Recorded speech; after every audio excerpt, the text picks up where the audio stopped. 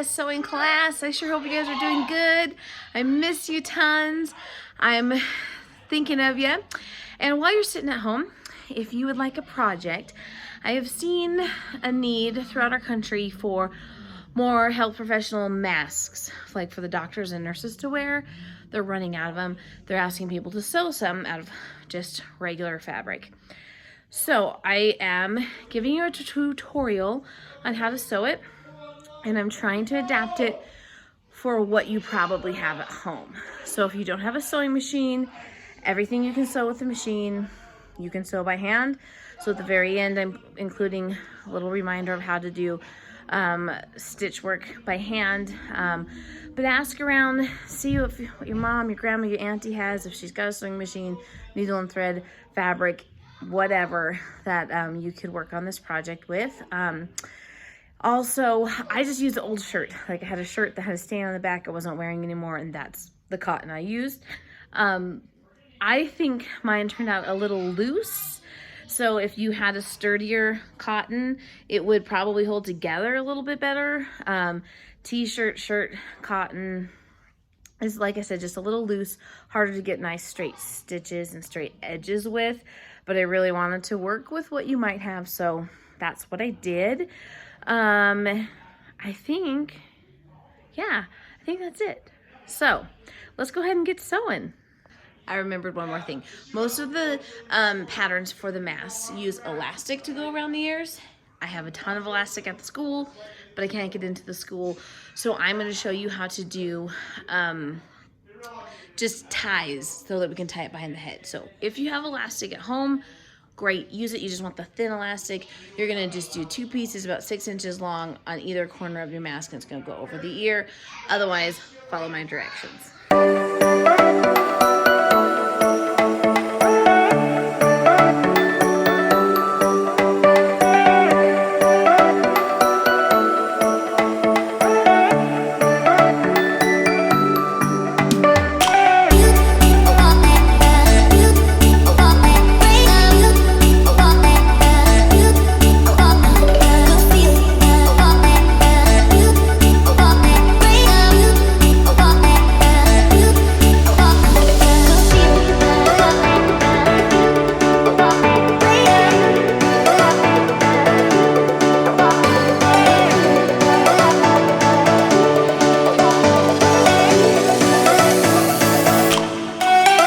Okay, so next you're going to put right sides together because we're going to sew around the edge, leaving a small opening so we can turn it right side out.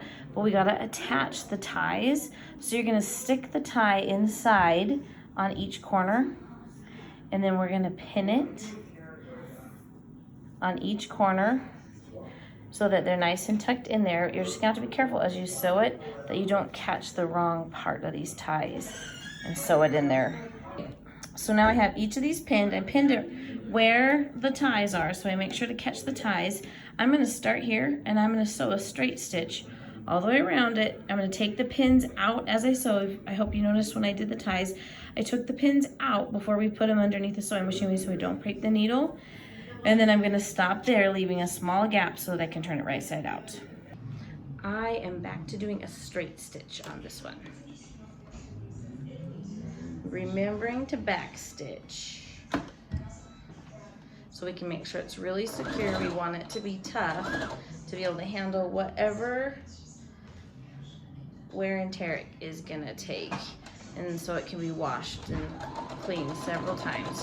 When you get to the corner, you're gonna stop with the needle still in, pick it up and turn it. And I'm still making sure that I don't catch like any of these ties where I'm sewing, because then you have to take the stitch out and do it again, which is just part of sewing. Right back stitch. And that's it. I'm going to turn it inside out, or right side out now. And hopefully I didn't sew over any of these ties.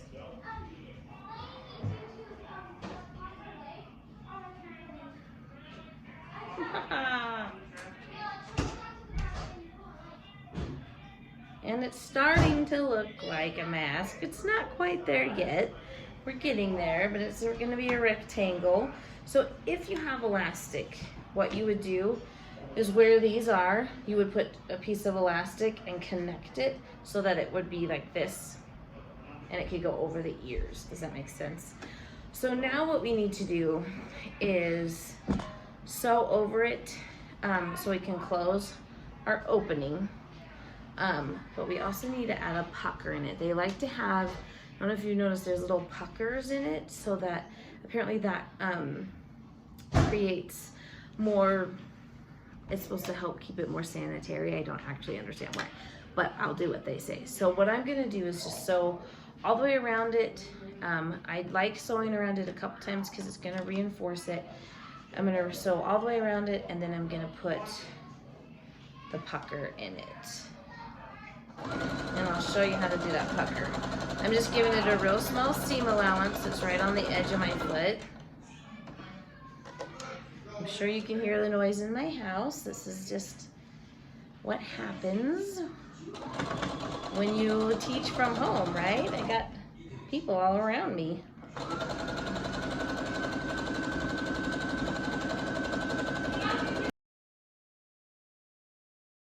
To make sure the pucker goes in the same direction. And a pucker, what I mean by a pucker is we're gonna kind of pull this down and fold it on top of itself. We're gonna pin that, and we're gonna do another one. So we're gonna fold it, pin it on top of itself. So it's gonna make a little extra fabric, a little extra folding in the mask. Okay, so I have both sides tucked or puckered, and now I'm gonna sew over it all again. So it's gonna reinforce my stitching, and it's gonna sew those little puckers.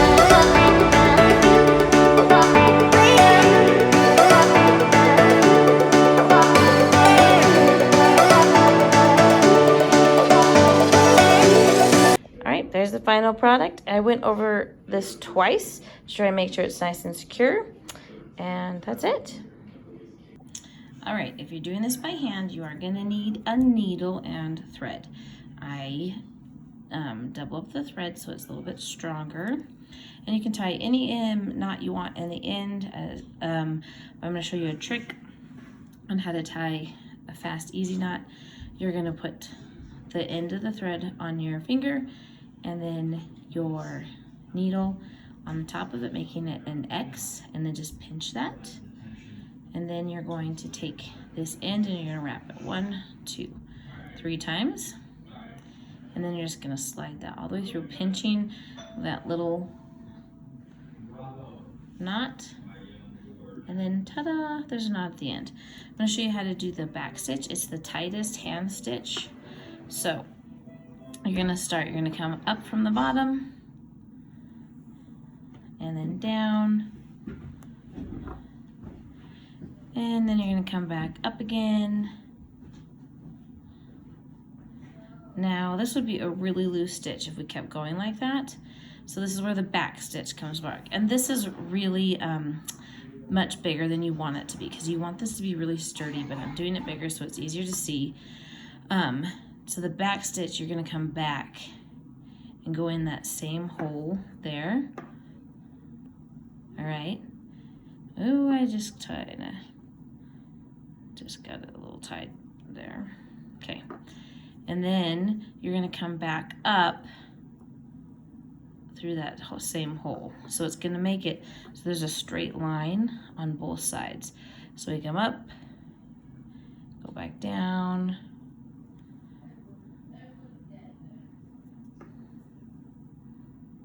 come back up. And again, I'm doing these stitches much larger than you should. And then you go back. And then come right back up in that same hole. So it's creating, mine is not a straight line, but a solid line on both the front and the back. Well, the front anyways. All right, and then to tie off, when you're ready to tie it off, I'll just tie it right here. You're gonna throw a loop, tuck underneath, throw a loop, and tuck it underneath, and that's gonna make sure it's nice and secure. and that is your back stitch.